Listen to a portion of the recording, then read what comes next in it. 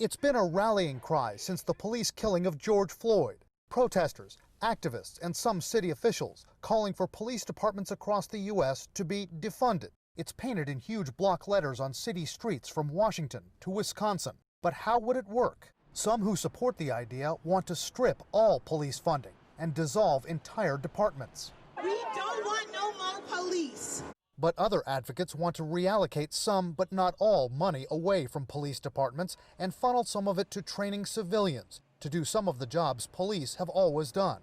We've done an analysis of all the reasons people call 911 and have looked at ways we can shift the response away from armed police officers into a more appropriate response for mental health calls, for some domestic violence calls, for health-related issues. The cities of Eugene and Springfield, Oregon have a service which does just that. It's called Cahoots. In some instances, instead of police, dispatchers in Eugene and Springfield send out Cahoots teams, 2 civilians in each, a medic and a trained crisis worker, to respond to what they call non-criminal calls. We can respond for welfare checks. We can check on folks who maybe need some mediation. If there's an argument, we can de-escalate.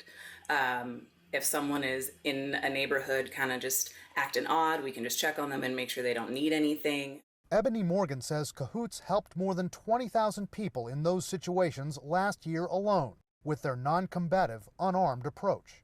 I've seen police presence agitate some folks and they get a little more intense for whatever their experience has been. When they see us, they know that we're just there to talk. And if they tell us to leave, we'll leave.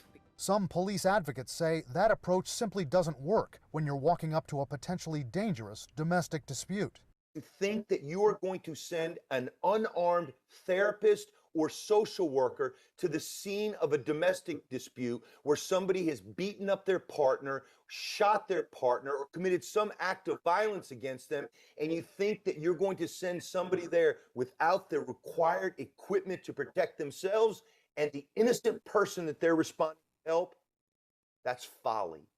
Advocates for defunding police say that money can be used to pay for schools, hospitals, housing, and mental health services in poorer, marginalized communities, all of which they say helps increase safety. But one police chief is worried about what could suffer. The first thing will be training and all the things we need to make sure that we have the properly trained and professional police that our communities deserve.